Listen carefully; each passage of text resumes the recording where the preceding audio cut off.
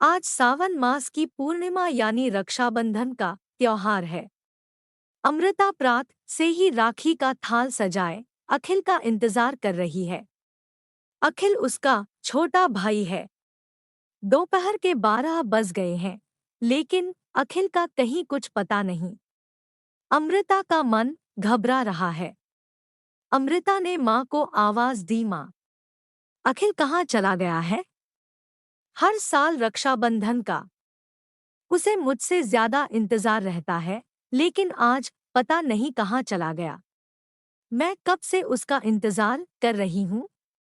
पता नहीं, मुझसे तो बस यही कहकर गया है कि दीदी के लिए उपहार लाने जा रहा हूँ। तुमने उसे जाने ही क्यों दिया? अरे, मुझे क्या पता था इतना समय लगेगा, बस आता ही होगा। तुम चिंता मत करो। अखिल ने इसी वर्ष चार्टर्ड अकाउंटेंट की परीक्षा पास की है और पिछले माह ही उसकी बहुत अच्छे सालाना पैकेज पर नौकरी लगी है। फिर भी अमृता को वह बच्चा ही नजर आता है। अमृता 9 साल पहले का समय याद करती है, जब अचानक उसके पिताजी का देहांत हो गया। उनके परिवार पर दुखों का पहाड़ टूट पड़ा था। अखिल अभी 10वीं कक्षा में था और अमृता एमए कर रही थी। आय का कहीं और सहारा ना होने के कारण अमृता ने ट्यूशन लेना शुरू किया। घर की सारी जिम्मेदारी उस पर आ गई। पिताजी ने अमृता का रिश्ता तय कर दिया था। विनीत एक सॉफ्टवेयर इंजीनियर था। अचानक आई इस विपत्ति में कोई सहारा ना होने के कारण अमृता ने विवाह करने से मना कर दिया। स्नातकोत्तर की शिक्षा पूरी करने के बाद एक विद्यालय में शिक्षिका के पद पर नौकरी करने लगी।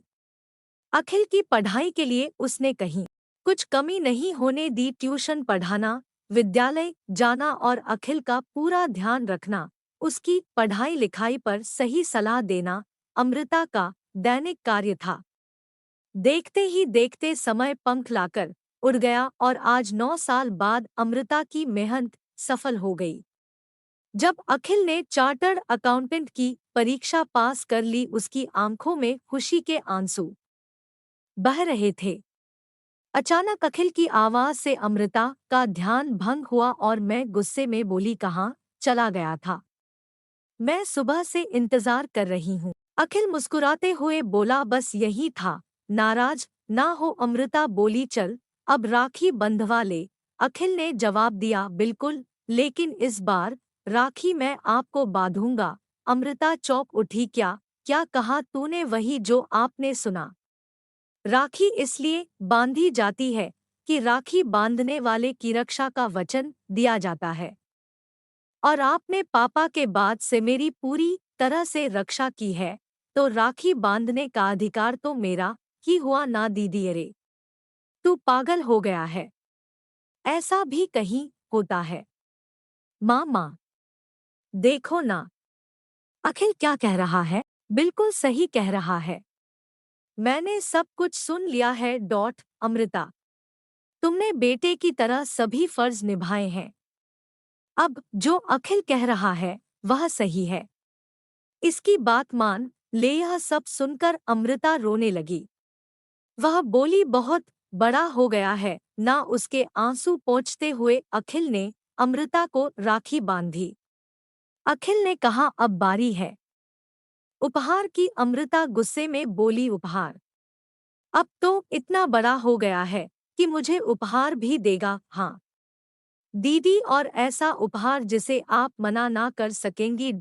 अमृता अचंभित सी अखिल को देखती रह गई।